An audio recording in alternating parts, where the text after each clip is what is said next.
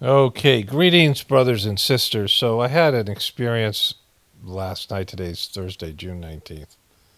So Wednesday night. I couldn't sleep last night and sort of went down memory lane. I was having some issues with an irregular heartbeat that comes from time to time. And I did some practicing about how to, practice for that moment of death, which is part of the playlist here. So I'm going to put this on that playlist. And there's a lot more here that I, was thinking about, past situations and my parents and stuff. But I thought I'd include that on that death playlist, the Preparing for Dying playlist. And so here is the audio. This is also be included in the 201st edition to the Journey series. Okay, greetings, brothers and sisters. Today is Thursday, June 19th. This is the 201st edition of the Journey series. We're waiting on to see if Trump is going to drop a bunker buster bomb in Iran. That's what's going on in the world right now. And we had like a tornado warning, and it was like a biblical rainstorm. We've had biblical rain.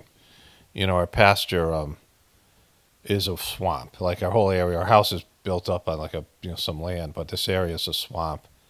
There's a lot of farmland, and there's a lot of these temporary ponds that come up. We had multiple ducks in a field by our house that were there in this pond, the temporary pond. These temporary ponds usually exist from sometime in January when the ground is frozen, it starts to rain, and the snow, if it snows, starts to thaw.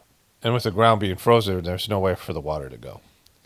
And there's nothing to drink up the water, like no plant life, but it's a very lush area. But, by this time every year, we have a pond that holds a lot of this water, and there's only clay, thick clay in the bottom of the pond, which holds the water pretty much all year. So we have some fish that survive the dry months and through the winter. But the pond is beyond its capacity. It's flooding over its banks, and the pasture's flooded every day. And yesterday we had this biblical-like rain. In the Sahaj Marg tradition, rain is divine grace at a gathering. It's not necessarily for everybody. Rain is rain, but it represents the material manifestation of divine energy showering the earth. And in these gatherings, that certainly happens. And, my meditations and what's going on, well, I should say this. I've done 2 other voiceovers, and they have to do with talking about my YouTube channel with ChatGTP and Google Gemini. And I have those 2 voiceovers continuing from the last video. And those are going to be after this voiceover. That's like a 2-part journey series because the other one got too long. The last one was 4 hours. But I want to have this voiceover come first. I usually do things in chronological order, but not in this case. And so my meditations have been, it's just everything's getting better. And we've entered this time of quickening. Time is flying by. I can't believe we're already halfway through 2025. That first prediction of nuclear wars coming. And we're on the cusp of that already, or a big event that's going to happen, and so all of those things. And I had a weird experience last night. So I took a little bit of a later nap, and I think I dozed off when my wife and I were watching TV. So I wasn't as tired as I usually was, and I came to bed probably late, 1:00 or so, and I didn't fall asleep at first. I mean, I fell asleep and then woke up. And then I fell asleep again, and I was in a very light sleep, and I kept on waking back up. And when that happens, it's usually a difficult night. Sometimes I won't fall asleep till 4 or 5. It happens like probably 5 or 10 times a year. It's not a very common occurrence, but when it does, it sucks. And I did the Wednesday sitting. Sitting was on Gratefulness meditation was put up on Wednesday, the 18th, yesterday. And I did that sitting. It was a good sitting, and I felt better, but I went to fall asleep, and I still couldn't fall asleep. And that's always a problem if I do a sitting and then I still can't fall asleep. And so I was kind of just laying there, and I was like in and out of sleep, like half awake.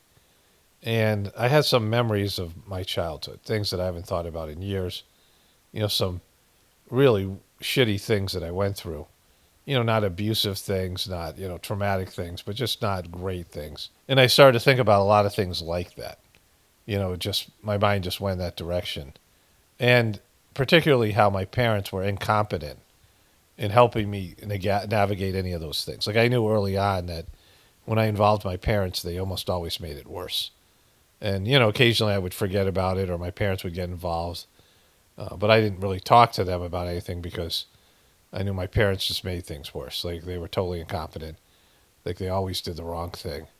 And I'm thinking about all that conflict I had with other kids and things things that went wrong and how I couldn't count on my parents at all. And, I got a little bit angry, but then I thought, well, this should be more about me accepting, before I should say this, sometimes I have my heartbeat, has not been, I have an irregular heartbeat since COVID. And, one of the one of the, Babaji's diary writings, Lalaji tugs on his heart. He calls it a jerk, and it's just heart jerks 2 times. And Babaji's intercommuning with Lalaji and says, this is really deep spiritual work that's happening. And can I tug on your heart to give you a third jerk to your heart? And Babaji said, well, you can, but I'll die. If it's good for me spiritually, sure, do what we ever have to do. So he doesn't do it. But, and so I've been thinking about that because I've had, some heart fluttering over the years, and it's comes and goes. And there are times where, like, I lay in bed and, I had some issues when I had COVID. And I was thinking about this last night because there was just a little weird thing. My heart flutters for a second or gets an irregular heartbeat or skips a beat or maybe, I don't know, possibly even stops. I don't even know. Like, it feels weird. I really don't. I don't specifically know what's going on. And I was, laying in bed. This is when I first laid in bed. And I thought, this would be a good time to practice being thoughtless, as Babaji had said you should be when you die. And I started to do that, like just to be thoughtless as I had this weird sort of episode, as a practice for the moment of death. And, this is also going to go, I need to put this probably in the gratefulness meditation, death and dying thing. And so, I had this moment where I'm sitting there and meditating and being thoughtless. And then I realized some fear came up. Like I felt fear, not obviously, the fear of death, perhaps. I mean, just fear. And I'm like, well, at that moment, you don't want to have fear. Fear is a motivating thing. Fear will get you moving. Fear will get you started. Fear is a motivator. It's a positive thing. It can be a positive thing. But for the most people right now, it's debilitating. We have all these weird phobias, irrational fears, fears that dominate people's existence, fears that make people not do anything, right? Fear when it's in its purest form, the flight or fight, it can get you moving, just like anger can get you moving. Like anger and fear, there's a positive that, they're not always negative. But in terms of this situation, and I don't know, like if fear should be there at the moment of death, right? At least, it's not at that precise moment. Like you want some peace as you transfer, your soul transcends into a higher state of consciousness.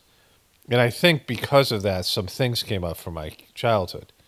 These different things, whatever, that had triggered fear or whatever. There's fear in my family. My brother was agoraphobic. He couldn't leave the house for a while. My sisters had panic attacks. My dad had a panic attack. I had some issues. I wouldn't call them panic attacks, but I had some, bouts with fear. And, I was thinking about, well, that needs to be cleaned out. There's this time where Babaji said to Charji, I've cleaned 30% of your fear today. Your bank of fear. And Charji said, well, why not clean all of it? Like, what do you mean 30%? Like, why are you doing it like that? Just clean all of it. I don't want it. Just clean it. And so Babaji said, okay, sit in meditation. And Charji had this experience that there was like a shadow of himself, like a dark shadow like version of himself, like his face was removed. The cleaning, like he saw it happening. And Babaji said, oh, your fear has been cleaned in total today. Whatever that is. I mean, there might be, some some fear for just, natural fear that's appropriate. You can't, that's not only a biological response, but whatever it is. But in terms of any of this, bogus fear, created fears, irrational, unnecessary, unnatural fear. So, this stuff started to come up, right? And so I had this idea that, to think about all these things and the incompetence of my parents as being, um, good for me. Like that this came from God, that this was all supposed to happen. These people were all just playing a part in my spiritual evolution, and to be grateful and not be angry and not, be thinking about things like years and years ago. But like there must still be inside me that I don't think about. But there's some, there's some, I don't want to say attachment, but some, there's things that are lingering, right? That I haven't thought about. But as I was going through this, these random thoughts were coming, and things, memories I haven't thought about in years, and just what I went through. And a couple of things came up for me. And the first one was how fucked up people are. Like, I like remember as a kid, you know, I don't want to say I was pure in some way, but I, didn't have a lot of hateful thoughts or negative thoughts or wish bad things on people. I didn't want to do anything to hurt anybody, these kind of things. Whatever it was that I was doing, it was mostly positive. Like, not, I didn't have a lot, I wasn't jealous. I didn't have these, these types of feelings. And then, I looked at all the people in my life and my family and, specifically. And I mean, just like, here's the thing that happened. And so my older sister was closer to my brother. And this wasn't one of the first things that came up, but this struck me. I thought about this. So my brother was 17 years older than me, and then there was a sister. My older sister was born a couple years after, and she used to come home on weekends. She was a real hippie. She read me books. She read me the book Watership Down. We'd spend time with each other on weekends, and she took an interest in me, as all my sisters did, and my brother did as well. So I feel good about that. Like that, there was some desire to have some kind of relationship with me, and did things with me or whatever it was. And so that's great, and whatever. But there's a time we went camping, and I was really psyched about it. Like, I'm like 7 years old, really young, and my older sister and I were in the tent, and it was fucking pouring rain, like I was talking about here. Like, it was like, I don't think, it must have been like somewhere maybe by the beach, and it was the woods and whatever. And my sister just gets up and runs to the car, crying. And like, I'm just like, what the fuck's going on, right? I'm like a 7-year-old kid sitting there in the middle of the night in the fucking tent, and I had socks on because I remember I'm walking through the rain, and the rain is all the way above my feet. Like, so I'm walking through inches of rain, like it's all around the tent. It's soaked. When my family and I first camped, we went to Mount Pisgah near Asheville, North Carolina. It was our first stop when we camped. We went all that way down to the beach, and we would stop every 3-4 hours as we were driving and find these cool campsites. And we were actually following the water table. And it was June. It was around this time, and it poured like fucking biblical rain. And we were all sleeping in tents, and we woke up. And it was like 40 degrees, like I could see my breath. So it was like unusually cold. And Mount Pisgah is, 4,000 or 5,000 feet high. I don't know what it is. I just asked ChatGPT. It's 6,000. It's 5,700 feet at its peak, and we were probably at 4,000 to 5,000 feet. But it's freezing out, and there's just puddles. Our whole campsite just swimming in water, like this kind of thing that's happened now. And so I go to the car, and my sister's just crying, and she's like in a panic attack, like And later on, I think she said that I accidentally elbowed her in the face or something. Like, I don't remember that happened, but I think probably what happened was she was out there alone. She was supposed to be like the adult, like the parent, and she was probably in her 20s. I don't know when it was, whatever it was, early 20s, and she probably freaked out, right? When it started to rain, like, she didn't know what to do, and she just ran, like. And I was like, what's going on, right? And I remember there were these things that happen like that quite often. There's this general incompetence, and things where I was like, I couldn't trust the adults around me to like come through. Like I was aware of this as a kid. Like I, didn't think I could talk to anybody or get help from anybody because like they just made things worse. And my family was just like emotional and incompetent, and people had their own agendas and their own distorted lens in which they saw reality, and it negatively affected me. My siblings were coming back to my parents with anger because my parents were so incompetent. My parents were just like incompetent in ways that is like almost like criminal, like they're just how they handled life. I mean, my family, my dad, provided income, and my mom cooked meals. She wasn't the best cook, as my brother pointed out, as I got older, but I didn't know that as a kid, and so they did the bare basics, right? So I'm not like complaining about them, in terms of you know they did the bare minimum, but they weren't conscious. There's no consciousness there.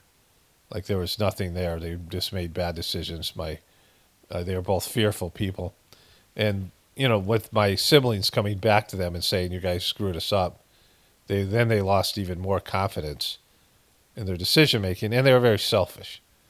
My mom was, she was a religious person, and she prayed for the family, and I feel like, she did that part for me, which helped me get into doing Sahaj Marg. And I mean, there were some things with my dad. Maybe he was smart in various ways, educated. So there's things there that were assets, but for the most part, they were really selfish people, and very I don't know, like just shitty people, like just incompetent, shitty people. And I was thinking about this in terms of like they're very low energy. And my brother had said, as soon as you leave the house, they're going to get divorced or whatever. Like they're staying together because you're holding them together. Or maybe that was a therapist said it, like whatever it was.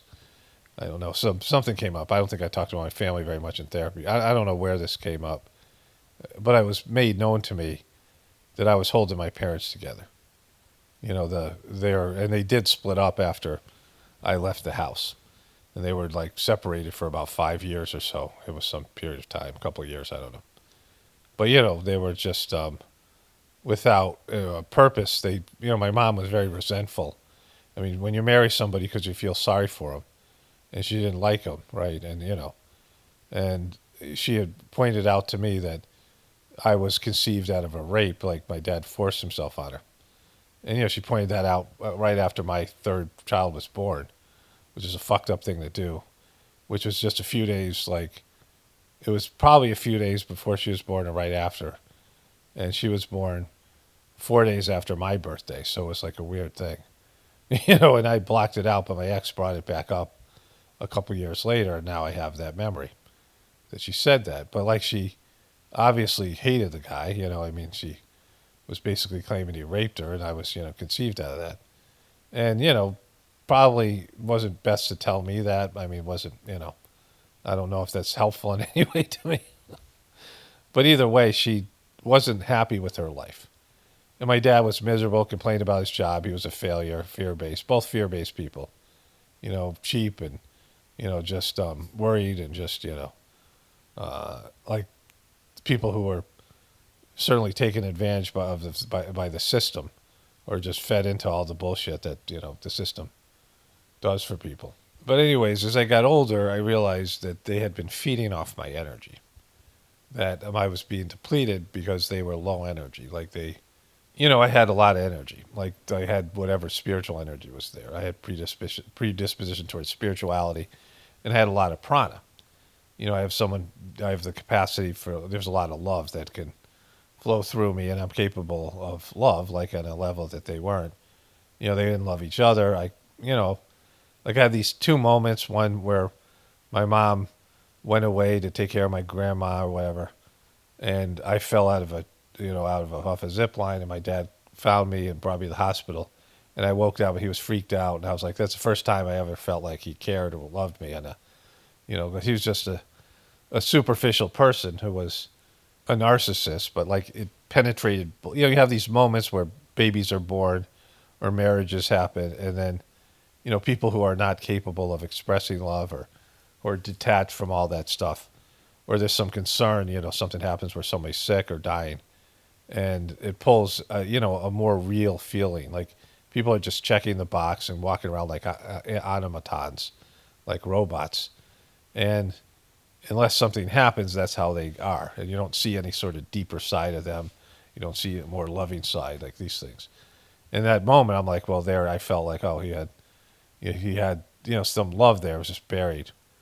I'm 14. I'm waking up from the hospital with a concussion, and I was looking. Jesus Christ, what's wrong with him? Like he's acting in a way I'd never seen him act, right? Where he was actually showing concern. Had my mom been there, he wouldn't have been able to do that. They had a couple miscarriages, and it just freaked out my dad, freaked out my nephew. And we had some, with my ex, and it was a really hard time for me and like everyone. It's just something in the men in my family have, a reaction to miscarriages.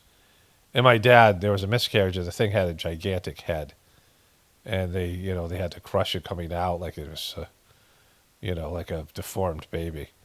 And my dad, they had to look at it, like he had to look at it. He like was, just couldn't take it. Like my dad was very, like he couldn't take it. And like I said, there was these panic attacks and things that ran the family, and some of these things being overwhelmed, right? And so, I had this other moment with my mom where I had soccer practice my freshman year in high school. It was on a Saturday. My mom woke up early to make me breakfast, and she was kind of grumpy or not, happy about it. But I'm like, oh wow, she does all these things for me, and I felt this gratitude. I felt her love through service, that she wakes up and does all these things, right? Takes care of us. She was okay. Like she was, she was religious, which was a good thing, and she was, somewhat duty bound, but like no joy there, no happiness. We would go sometimes on vacation. There'd be moments of, where they'd show, my mom would be like, we'd go on walks, like nature walks and things. There were some things there that were, but they just were not joyful people, fear-based, just miserable people with no energy. Like the energy there's no prana. They didn't have any love to give, any wisdom to give. They didn't have any, they weren't competent. They weren't good examples. Like I could feed off of later on in my life, and, I could not feed off of, but use as a reference point for how to be a good dad or mom or whatever. And so, I felt like when I left the house, my energy level got better. And, I had to reconstruct this, but I could just see how I started to blossom as a person once I got out of that miserable fucking house. And then when I went back to see them, how much it just drained me. And, and there was just an energy drain. So instead of them being able to pour love into their kids, they were sucking energy off of all of us, and certainly me at the end, because, my siblings had all moved out, and I was sort of holding the whole thing together. And I was using a lot of drugs and doing whatever, partying back then, just, as a result of that. Of course, I was post-concussion thing, and, whatever happened with that, right? I was in that Rahu period. But, and I've had a lot of relationships or work situations where energy's being like stolen from me. Like no energy's coming back into me. And I'm putting out more energy than the other person. Like I'm putting more energy out. Certainly this happened with my ex, and then with my kids, and that's not appreciated. And then them, making up stories about me and painting a picture of me that's not accurate, and in their own minds and out to the world. After energetically I got drained by.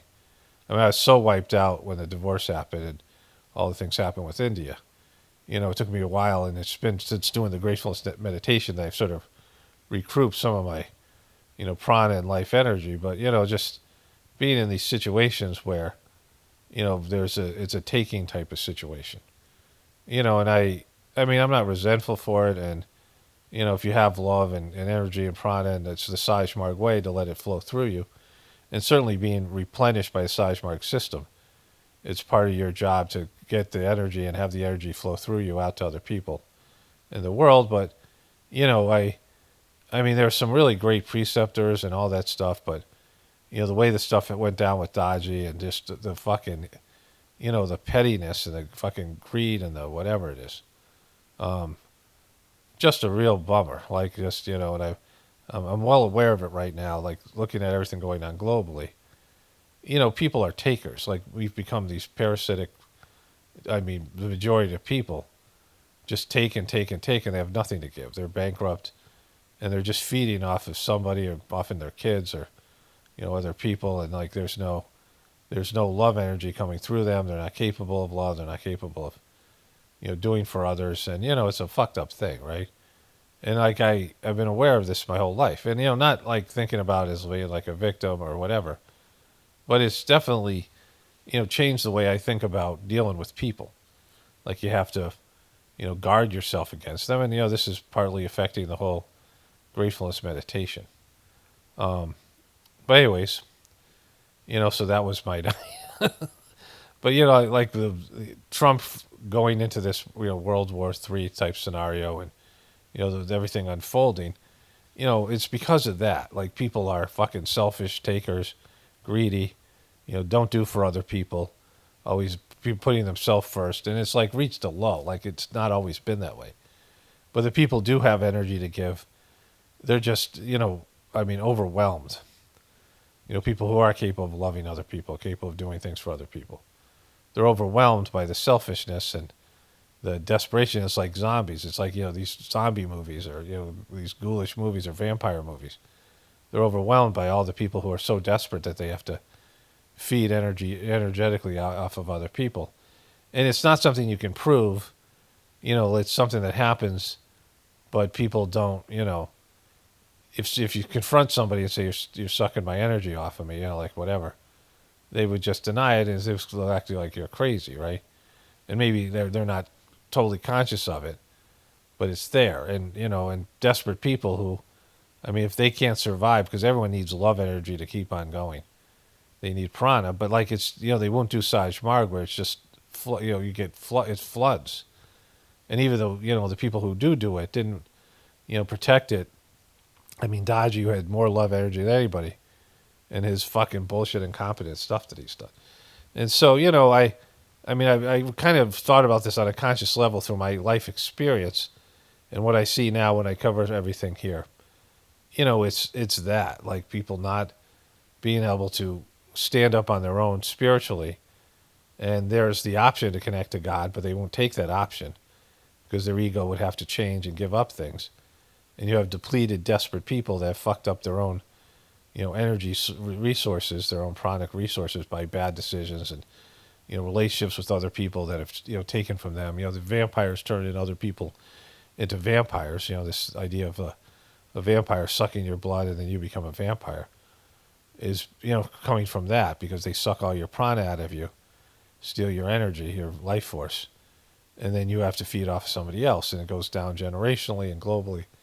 And, it's just just so prevalent. Like, I've been aware of this, of course, since, years and years ago, but now it makes a lot more sense. And so it's like my life flashing before my eyes and seeing, like, there wasn't a lot of great people that were out there that were just exuding love energy. Of course, I had the good fortune of being around Master Charji and some of the preceptors and people who are just exuding this energy.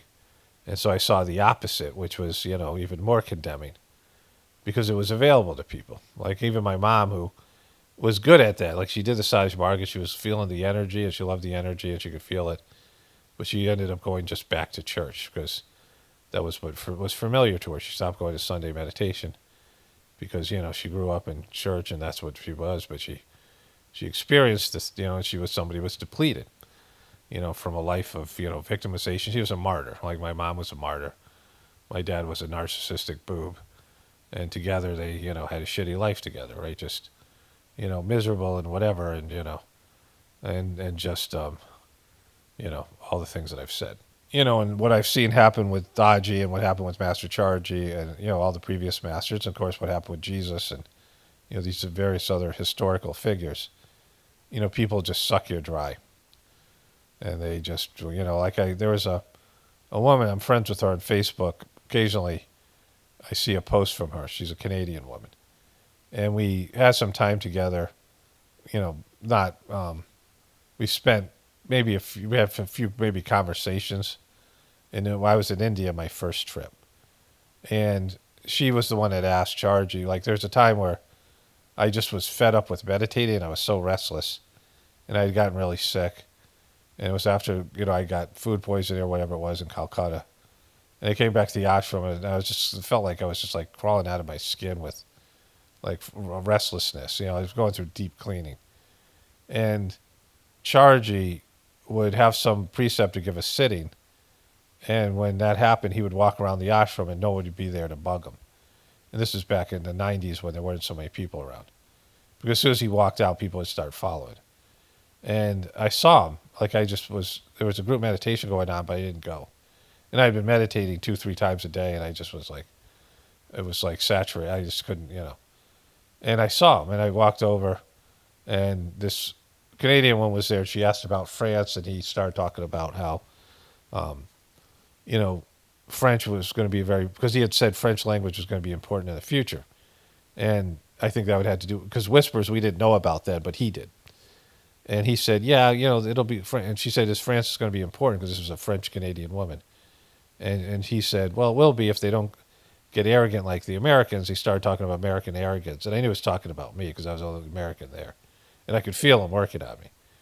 And so, that was before I was made a preceptor. And so years later, I was not in charge, but they had this security team. And I did other jobs at gatherings, but I would help out with security because some of my friends were running it. And I was sitting in front of Master's door, Chargy, and people would try to get in there, and this woman sat next to me, like by the door, and started to meditate. I said, "You can't do that here." And she said, "What?" I said, "Well, it says in the books that you're not supposed to meditate near the master unless he's ready to give transmission." And Babaji would call these people bloodsuckers when Babaji was very gentle in his language. So that's a really really condemning statement. But he called them bloodsuckers for people who would do that. Because if he wasn't ready to transmit, they would suck off his prana. They would be stealing his prana for him by meditating, like his energy. And when you're around the master, the energy is unbelievable. Like his aura, the energy that's coming off of him. And you can easily start closing your eyes and go into meditation because the energy is so intense, right? And it's so subtle, but it's also intense. And so I said, no, you can't do this because of this. I explained it to her. And, maybe people don't read the books. And she goes, that's not right. And I'm like, well, go ask them. And so I opened the door. She went in and asked them. I came back out and said, yeah, he told me you're right. Because I didn't make that up. Why would I make that up, right? And so, but that's a thing. Like people would, there was a time where Chargy was sick and there was these talks one gave by Chargy's son that was pretty firm, and then another done by Kamlesh. Now Kamlesh was Chargy's, was training to be Chargy's representative, his successor. And he had come from his house, it was Sunday, and there were a lot of Europeans and people there that were just congregating around Chargy's house. And when Chargy would come back to the ashram, he would come laying down in an ambulance and then leave in a wheelchair. And he was in a wheelchair most of the time, couldn't walk, had severe leg pain, bone cancer, prostate cancer, he had all these things, right? Like he was dying, and he had, multiple issues. And he was very weak, and he was coming in and out of reality. He gave these talks where he said, like he was looking in the mirror and didn't know who he was at times, and he was like, having this, it's just, he was losing all touch with his material life, and just he was starting to migrate over to the brighter world, and he was having these issues, and he was on a lot of medications, and everyone was trying to, there was people who were like new age healers, and there's people who are allopathic, and there's a battle over this stuff, and sometimes he'd wake up, he'd be like incoherent. And one time Kamlesh was giving this talk talking about how these people are showing up at his house, and this was one of probably Kamlesh's best talk that I've ever heard. And he was like, Babaji once said that you only need to see your master once in your life, and every time after that is a bonus. And he goes, how many bonuses do you need? And he says it's putting stress on the family because he was staying at his old house that he had given to his son. And he was mostly living in the cottage in the ashram. But, because he was so physically sick, they moved him to his son's house. and he'd come back and forth from the ashram occasionally. So this is the last year of his life. And these people are showing up at his house, and he said, there's times that he was, they said, we have to do a satsang. And he goes, why? And he goes, because Charji was incoherent. And he said he was just waking up, and people were sitting out there meditating while the guy's dying, like sucking the energy off of him, right? And, he had to come down and give a meditation just to satisfy these people who were sucking the energy off of him. He was like, he'd wake up and he didn't know where he was or who he was. Like he was just he was leaving, right? Another time, this woman, she had a heavy accent. I don't know where she was from. I think like Ukraine or something like that, or Eastern Europe or something. And she was a new person, and she got to see him. And she was telling us that he came out and he was really nice, and he was just making an effort, but you could see he was so weak. Like you could just see he was barely able to, speak, and he was like just really weak. And some woman jumped up to try to give him a hug, and he put his hands up, like, please, just come on. I'm making him sit up here. And she was talking about, like, it's sad, this new person, and she sees this kind of behavior from people, right? They're so clueless, they can't see the guy's like, he's giving it all that he has, right? And, just all of these things. There's another time he came to his gate. This is a couple years before. And people are sitting there waiting, trying to get in to see him. He walked up to the gate and he opened his arms and said, loot me, right? You can take everything that I have, you can have. Like, all of my spiritual energy, all my whatever. But people don't want it. Like they don't want to go through what they have to go through to have that. Like anybody can have it. Anybody can become, reach that level. Even if they're not the master there, they can master themselves. But people don't want it. Like they just want to sit there and, like be fans or be, whatever it is. And so, and I'm affected by all that stuff. Like, whatever I'm doing with gratefulness meditation, and I'd say this over and over again to the people who are doing gratefulness meditation. If we ever have gatherings and things like this, I'll have to talk about this over and over again. That people have to stand on their own 2 feet spiritually. Like the energy's there, but I would never allow myself, at least in terms of who I am as a person now, to be subjected to this kind of parasitic behavior from people who, it just doesn't help them, right? Like they just steal your energy and then turn on you. Like that's what Jesus' disciples did. And then it's happened in one way or another to all these other people.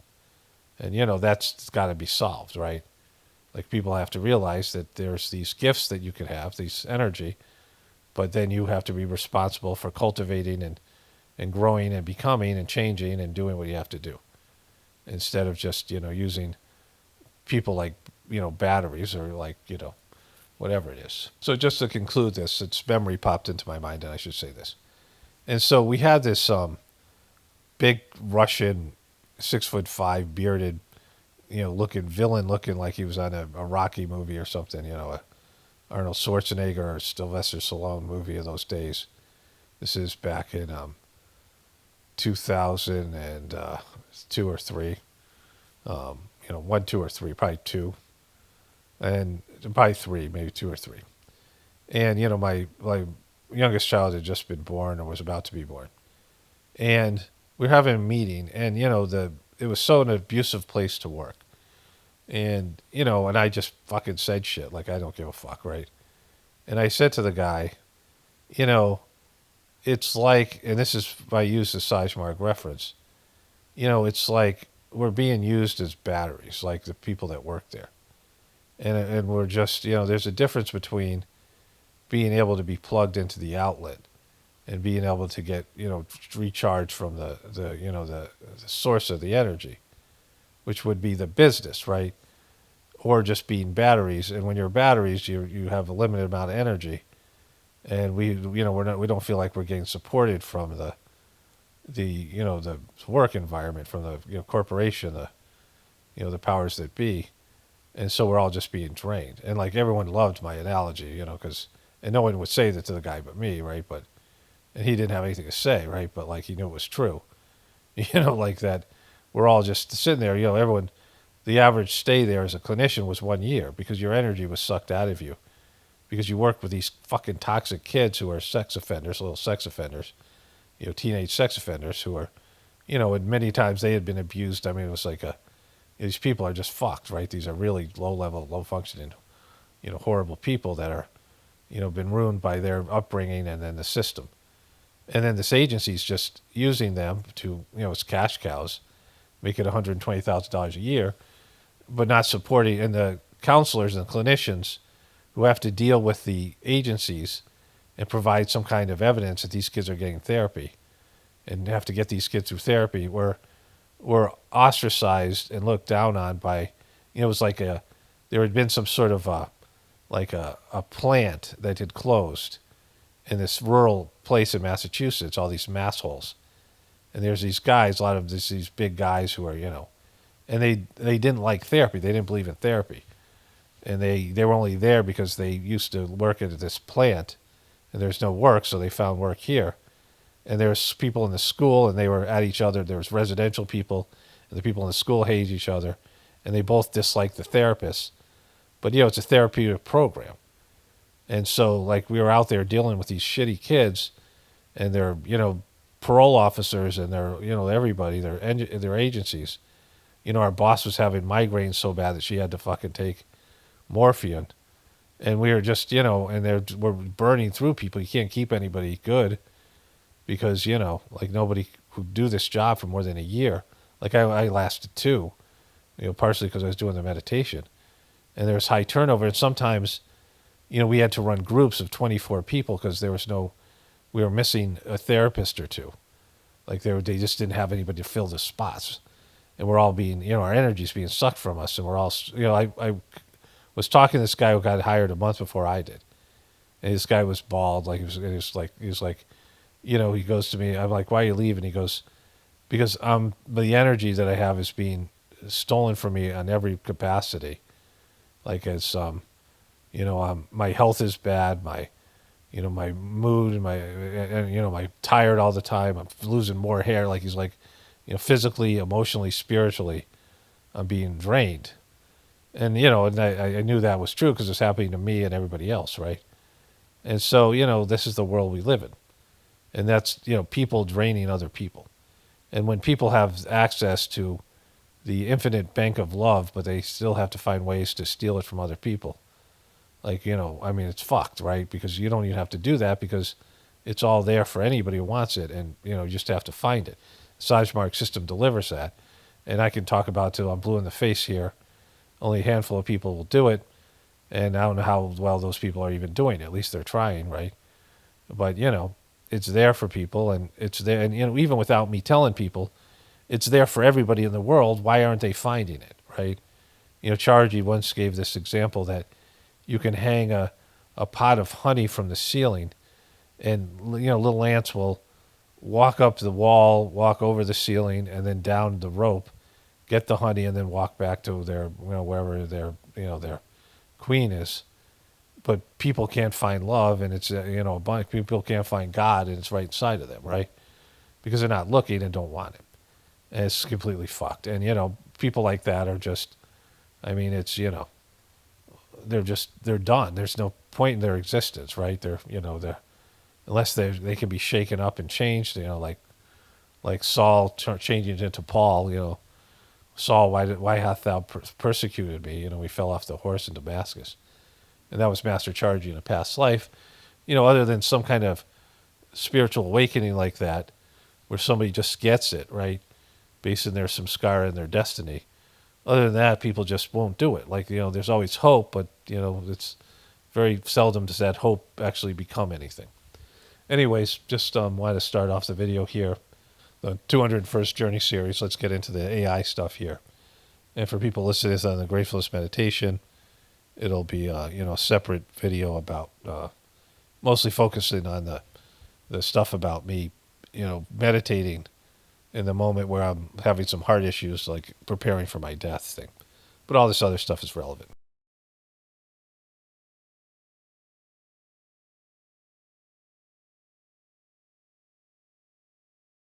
Okay, so I'm going to wrap this one up here. Only spirituality will save this world. It's paramount, definitely important for the Apocalaughs and the Ascension. Everyone have a blessed day and be grateful.